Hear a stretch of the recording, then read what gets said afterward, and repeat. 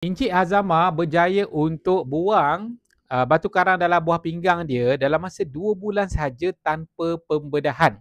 Dan dia makan beberapa jenis suplemen, okay, dan dalam masa yang sama dia memang ikut treatment daripada doktor, itu dia tak tinggal, tapi dia add on dengan suplemen ni. Jadi kalau anda nak tahu, saya dah minta anda untuk tengok video ni sampai habis lah. Klik butang subscribe dan follow dan juga komen dekat bawah saya dah subscribe. Baik, pada saya lah, sepanjang saya handle pelanggan-pelanggan daripada yang ada masalah batu karang ni, batu karang dari dalam buah pinggang paling susah lah nak dikeluarkan. Paling susah nak dikeluarkan berbanding dengan dalam empedu kan. Dan kalau kita lebih berusia, maka lagi susah. Sebab kalau ada pembedahan, proses recovery tu memang lambat. Memang lambat, jadi lama berdarah apa semua. Jadi yang Cik Azama ni, dia tak adalah tua lagi, muda lagi. Umur dia baru dalam tengah 30-an nak ke 40 lah. Jadi dia ada disahkan memang ada batu karang dalam buah pinggang dan diamalkan.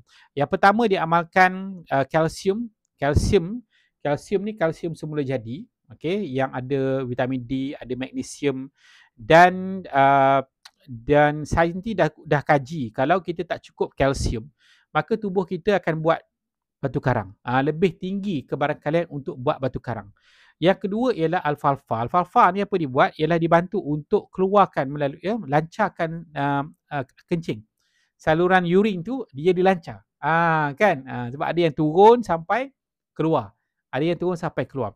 Yang ketiga ialah omega 3. Omega 3 ni yang bagus, yang kualiti, dia ada EPA dan DHA yang tinggi dan dia akan bantu untuk naikkan metabolisme. Dia akan bantu untuk bakar kolesterol yang berlebihan dan kolesterol dalam bentuk apa? Batu karang kita tu pun kolesterol kan. Dia adalah kolesterol yang padat. Ada juga benda lain lah dalam dia. Jadi dia bantulah untuk bakar lemak bakar.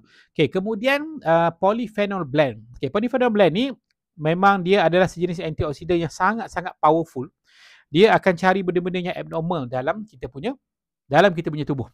Dalam kita punya tubuh, dia akan betulkan balik fungsi sel, dia akan naikkan tenaga sel, dia akan naikkan metabolisme, dia anti radang, kalau sakit apa semua dibantu kurangkan sakit, dibantu baiki sel ke tahap DNA. Dan saya percaya oleh sebab fungsi dia sangat kuat untuk baiki sel, maka dia mampu untuk orang kata cair ataupun pecahkan batu karang dalam buah pinggang tu. Jadi macam mana nak pilih produk ni? Mana yang kena dengan bajet? Macam mana teknik pengambilan dia supaya kita tak nak buang masa kan? Mungkin 2 bulan, mungkin sebulan, mungkin 3 bulan, bergantung kepada tahap masing-masing lah. Setiap orang tak sama. Itu saya kena bagi tahu. Tapi dia akan bagi kesan. Dia memang akan bagi kesan, insya-Allah. So jadi nak dapatkan siapa saja, dapatkan dekat link bio saya ataupun dapatkan di link description.